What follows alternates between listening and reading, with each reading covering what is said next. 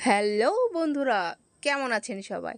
অবশেষে আমি চলে এলাম মিনি কক্সবাজার নামে খ্যাত পাটুলে। চলুন আপনাদেরকে এখানকার পরিবেশ ও প্রাকৃতিক কিছু দৃশ্য দেখায়।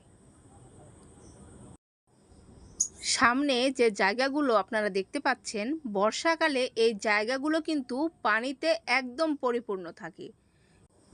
সম্ভবত ২-৪ দিনের মধ্যেই জায়গাটা পানি দিয়ে পরিপূর্ণ হয়ে যাবে। কেন বলতেছি? চলুন দেখাই। ঘুরতে এসে ছবি না তুললে পাপ হয়, পাপ। তাই কয়টা ছবি তুলে নিলাম। এই যে দেখুন কিভাবে পানি আসতেছে। কিছু দূর সামনে এগোতেই দেখলাম এইখানে ছোটখাটো একটা মোটর সাইকেলের গ্যারেজের মতো হয়ে গেছে। শুধু মোটর সাইকেল আর মোটর সাইকেল।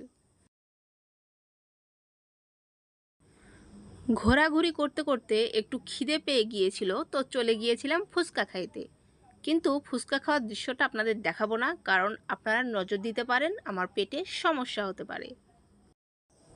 তারপর আমরা চলে গেলাম জিরো পয়েন্টে, যেখান থেকে পুরা বিলটা একবারে খুব সুন্দরভাবে দেখা যায়। অনেক সুন্দর লাগে দৃশ্যটা। যদিও আজকে আকাশটা অনেক মেঘলা ছিল আর একদমই কোনো বাতাস ছিল না, যার জন্যে প্রচুর গরম লাগতেছিল। আকাশে অনেক মেঘ থাকায় বৃষ্টি আসার সম্ভাবনা মনে করে আমরা খুব বেশি একটা ঘোরাঘুরি করিনি।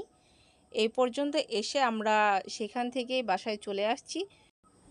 তো পানি আসার পর দেখতে কেমন লাগে সেইটা নিয়ে আমি আসছি পরবর্তী ব্লগে। ততক্ষণ ভালো থাকবেন সবাই।